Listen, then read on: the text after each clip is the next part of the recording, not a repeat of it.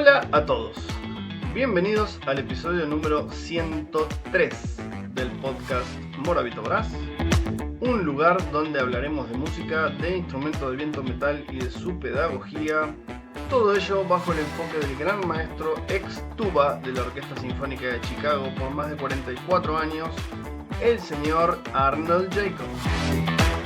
Soy Cristian Moravito, trompa profesional, pedagogo y conferenciante argentino afincado en España. Si quieres conocer todas las actividades que desarrollo, te invito a visitar mi página web moravitobrass.com. Y ahora, comencemos.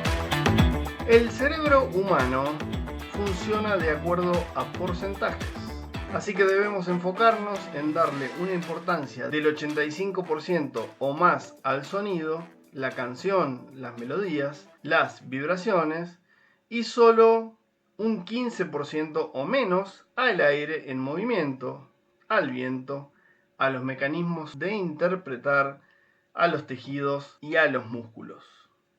Esto significa estar muy concentrados y dedicados mentalmente a lo que tenemos que hacer, a nuestra tarea musical del momento presente, sin pretender manejar o controlar nuestros músculos individuales. El cuerpo humano cuenta con más de 600 músculos, algunos individuales y otros grupos musculares que funcionan de manera antagónica, como los bíceps o los tríceps.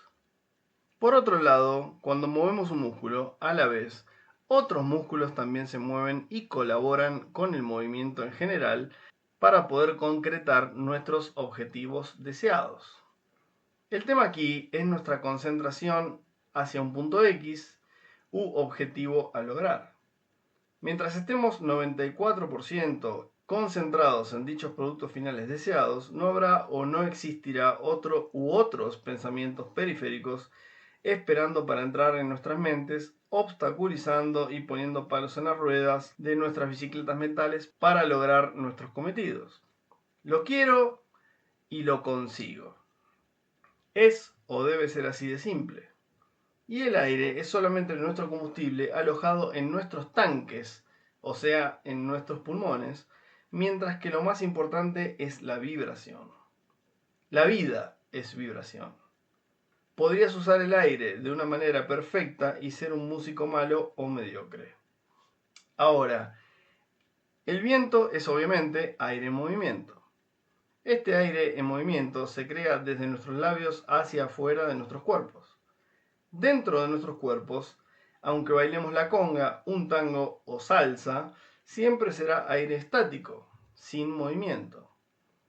Para crear dicho viento necesitamos de los estímulos visuales que nos prueben que estamos haciendo las cosas bien, como una simple hoja de papel o una burbuja de jabón. No es importante cuánta cantidad de aire tengamos en nuestros pulmones, sino cuán seguido llenamos y vaciamos los mismos y también cómo vamos a usar dicho aire. El señor Jacobs tuvo siempre una reducción pulmonar debido a varios problemas en su sistema respiratorio, asma y demás. Muchas veces estuvo enfermo y personas alumnas de él tuvieron que reemplazarlo en la CSO y también en los festivales de Ravinia. Siempre contó con ambos pulmones, solo para desmitificar falsas historias al respecto.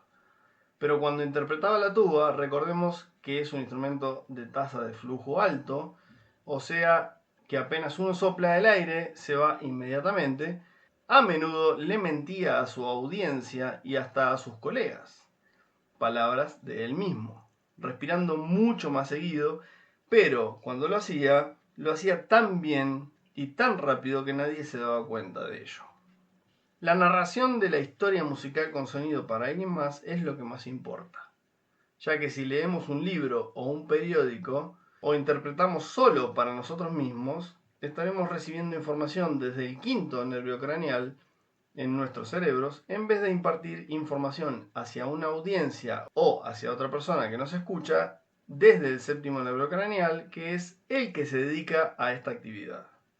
Nos debemos a nuestro público y a este no le interesa nada más que ver y escuchar una gran presentación nuestra para que en esa hora u hora y media puedan olvidarse de sus problemas. Así como cuando nosotros vamos al cine a ver nuestra película favorita y hacemos lo mismo desde involucrarnos mucho con la peli.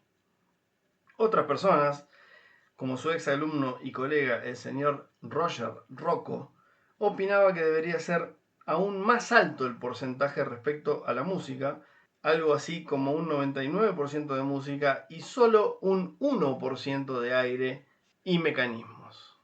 Increíblemente, hoy en día, al mirar videos en YouTube de entrevistas, clases y conferencias de grandes músicos y profesores, parece ser que la preponderancia en los diferentes enfoques sigue siendo el inverso. Un 99% en los mecanismos, en tratar de controlar los músculos y tejidos, de querer aumentar la capacidad pulmonar, de fortalecer los labios, de hacer fuerza con el diafragma, etc. Y solo 1 o 2% en lo que respecta a impartir, a las emociones, a qué queremos decir o contar con lo que interpretamos.